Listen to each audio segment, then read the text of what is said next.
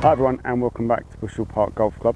So today we're going to look at ways to deal with bad shots.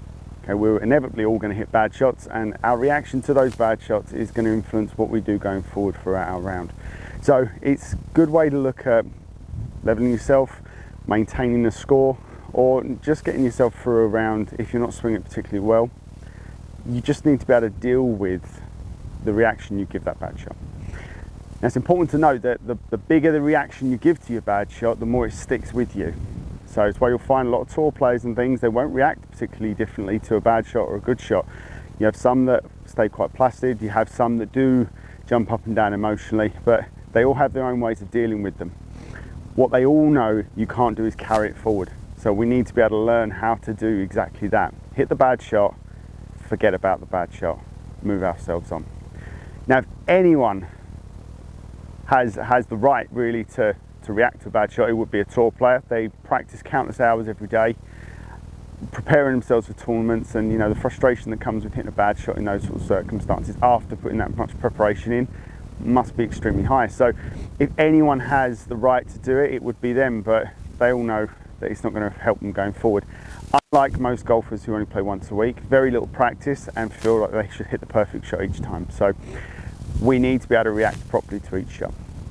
Now, there are different elements to how you react, and it is a choice. You do get to choose how you outwardly react to each shot, but you do need to train that choice. So the first thing we want to do is we want to make sure that we're not giving too much emotion into good and bad shots. We want to be able to hit the shot, really watch what happens and take whatever happens. And you know, you've got to just go, okay, well, that's my target, here's my swing, here's my shot, accept what's happened over there. So we can't give too much emotion to it. There are different levels, like I say. So if we have, for example, someone who is a club thrower, obviously there's a huge amount of emotion that goes into it, a lot of anger builds up. And anyone, we do know these people who are club breakers, again, falls into the same category, quite angry and sort of takes a long time to actually suppress that and get ourselves going again. It's okay to react, we just need to have a suppressed reaction. So a tut, a quiet word to yourself, a look at disappointment's fine, all those sorts of things is not a problem at all, but it's the explosive reaction which is the issue.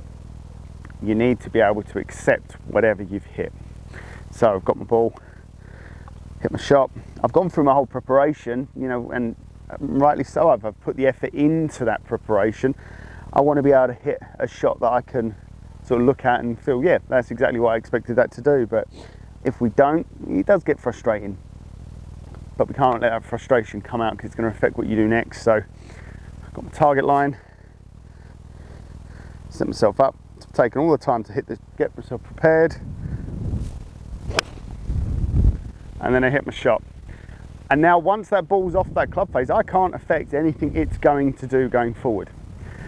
I've gone through all the prep work to get the swing right, to get myself aligned, to get my target right, but there's no reaction. Okay?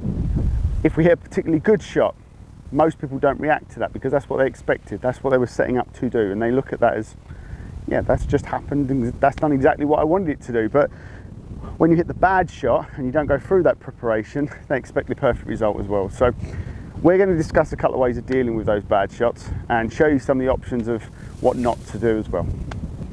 So all of the below reactions are all going to have the same outcome. It's going to cause a lot of frustration, a lot of anger, and it's going to take me quite a long time to get over that. And really the part of the problem with that is not only the explosiveness of the reaction, but also the fact that it has a lot of weight that carries forward. You know, you've got playing partners who are going to see it, there's the embarrassment that can go with it as well.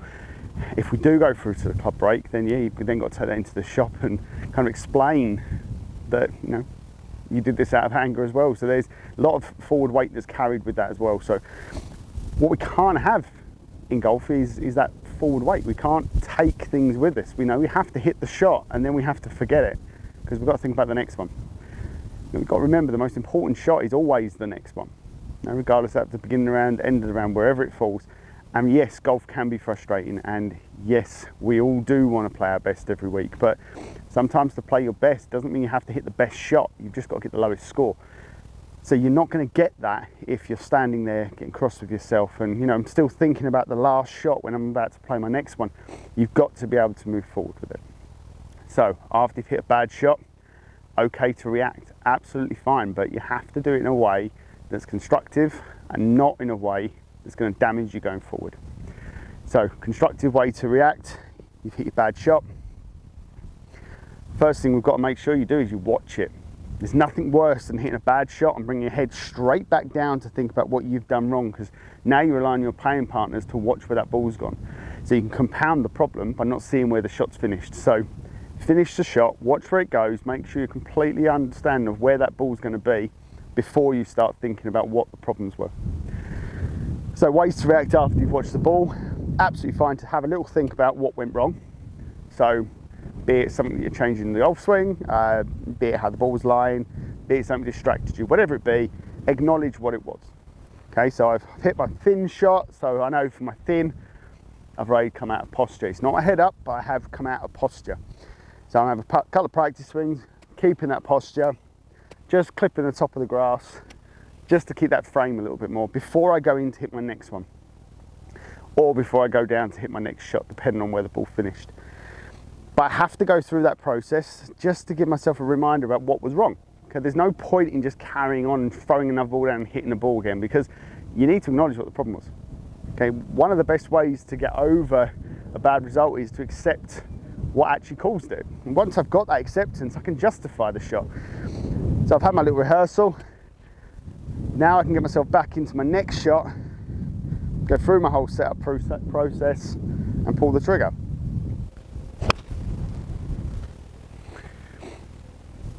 But I can't get over that previous shot until I accept it.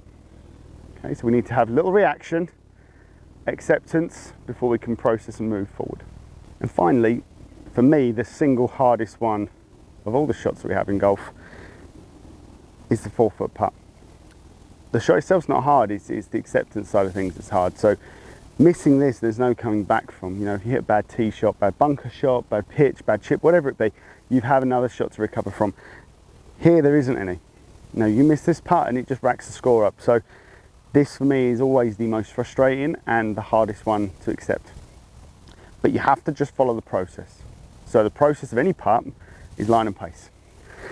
So I pick a line, I pick a speed, and I commit to it. I can't do anything else after that. If I've picked those two things and I've managed to roll that ball on my intended line, I've done everything I can.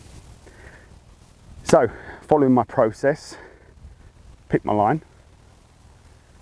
I'm going to rehearse the speed that I want to have for this putt. And now I've just got to roll the ball along this intended line. Now, regardless what the outcome, as long as I commit to those two things, in or miss, I have to accept what's happened. I have to follow the process and commit to the process. So as always, thanks for watching. Please feel free to like and subscribe and make any comments down below about your experiences from the golf course. But for now, happy golfing and we'll see you all really soon.